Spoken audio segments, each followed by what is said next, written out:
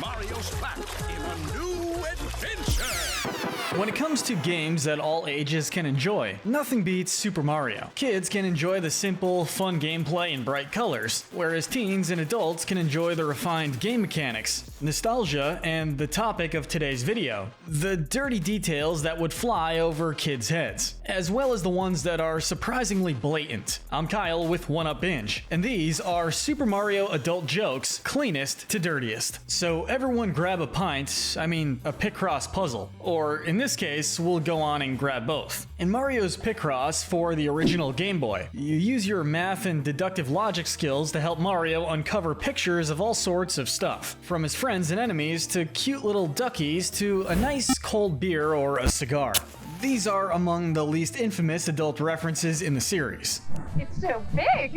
After all, considering the Game Boy era graphics, it's unlikely most kids would instantly recognize a reference to alcohol or tobacco. Plus, plenty of parents enjoyed both these things already, and even if this were some unfortunate kid's first exposure, the puzzles referencing alcohol and tobacco were removed.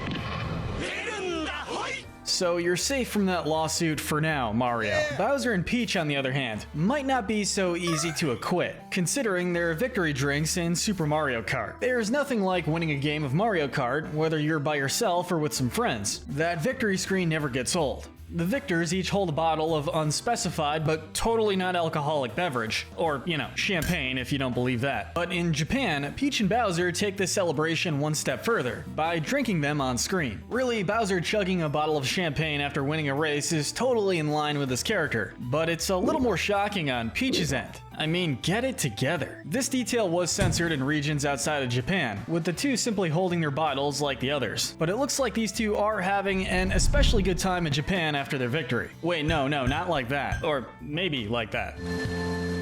Junior, I've got something difficult to tell you about Princess Peach. Why can't you two be more like Mario? Such a stand-up guy, always helping others, saving the day, and even serving in Vietnam. We already knew Mario had plenty of jobs. He's been a plumber, a construction worker, a superhero, but a soldier in Nam? Hard to blame him for having some issues to work through, honestly. But in the Game & Watch game, Mario's Bombs Away, that's exactly what's going on. Cute, cuddly Mario is carrying bombs from his allies to the enemy troops. Perhaps even worse than the implications of Mario's war experience. One of his friends is smoking, and given it's Vietnam, who knows what. As another fun detail, the game came out in 1983, meaning Mario served in Vietnam before he met Princess Peach, Toad, or even Bowser. The Super Mario Bros. Movie's prequel is shaping up to be very interesting with this knowledge in mind. Speaking of the movie, does anyone else remember being excited to hear that Luma Lee was there? Sure, it's a bit of a weird choice. The movie doesn't have Yoshi or Bowser Jr., so including the little dude who gives you power-ups in exchange for enabling his binge-eating addiction is definitely a deep cut in comparison. But he's there alright, in prison. I'm not sure anyone of any age can fathom exactly why Luma Lee was in jail, much less his straight-up nihilistic behavior. This man had the theater in shambles, all because everything that came out of his mouth was so unexpected yet so profound. Time, like hope, is an illusion. In the darkest way possible. From assuring his fellow prisoners that their only hope is the sweet release of death, to the absolute fire that is, in an insane world, it is the sane who are called crazy. Luma Lee was spitting nothing but straight fire throughout every second of his screen time, even if he should really be seeing a therapist. He is cute, but he is...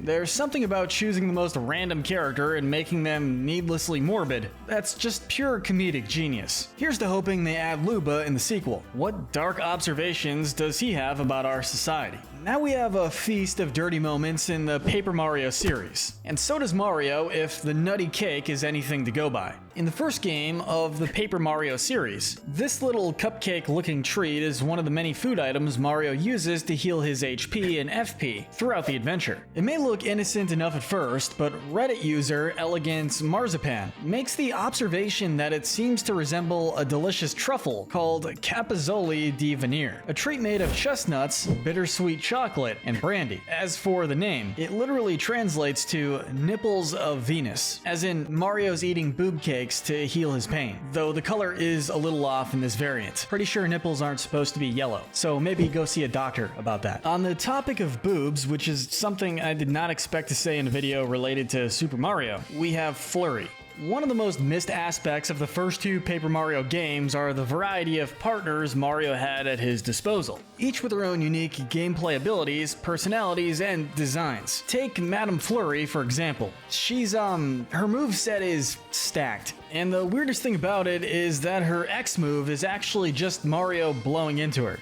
But let's move back to the main series and talk about Mario's drug use. If Super Mario Bros. Wonder, which we're getting day one by the way, teaches us anything, it's that the series is well aware of how clear it is that Mario and company are almost always on some kind of drugs. The main power-up is a mushroom. Others include various plants and weeds. It hardly needs spelling out, and if that wasn't enough convincing evidence, the upcoming Wonder showcases the levels of changing the very fabric of how they work as Mario picks up certain objects. If nothing else, Mario's a pretty good guy for a blatant drug addict. He just spends his time riding dinosaurs and saving princesses. He could be doing a lot worse with that lifestyle, I guess. And there's no wonder where he got it from. Just look at the infamous Touch Fuzzy Get Dizzy level in Yoshi's Island. Yoshi has to dodge enemies called fuzzies throughout the level while carrying baby Mario to safety. If he eats one, the screen becomes distorted, and Yoshi's walking and idle animations even change. Heck, even his eyes are a dead giveaway that this dinosaur is absolutely stoned. Your habits are your business, Yoshi, but have the decency not to do it in front of a baby. While a lot of these jokes are more under the table, some are blatant. Like, how did they get away with that blatant?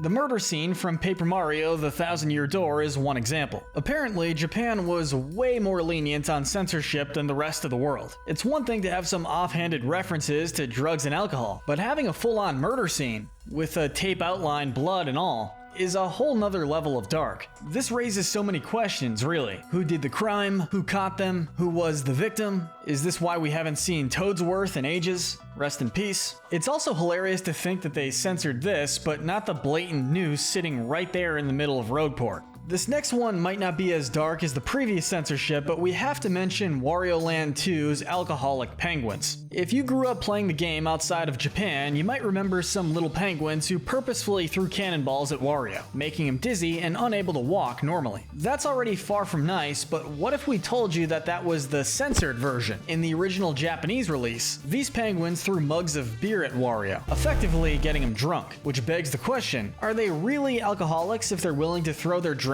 at a total stranger just to see him walk funny? Are they trying to harvest Wario's organs to sell on the black market? Is it just a cannonball shaped like a beer mug? These questions and more will never be answered, but if Mario 64 is any indication, the penguins of the Mario universe seem to have gotten through their 12-step program, so good for them. Self-control is important after all, especially if you were this Sniffit from Paper Mario Color Splash, apparently. Mario has been locked up a surprising amount of times throughout the Mario series, spin-offs included, and on one occasion, it's at the hands of a Sniffit with some less than savory ideas. After locking Mario and Huey up, he laments that there's not much worse he can do without causing the game to go from E for everyone to M for mature. Honestly, the nicest theory we have for what this guy was thinking of is execution, which should say a lot about the darker implications. But let's talk about Princess Toadstool's question mark. In Super Mario RPG, investigating the fireplace in a room reveals a mysterious item. It's so mysterious that even the game itself doesn't know what it is. But considering that the original Japanese version calls it Peach's XXX, we have a couple ideas. We'll just say it's a special power-up.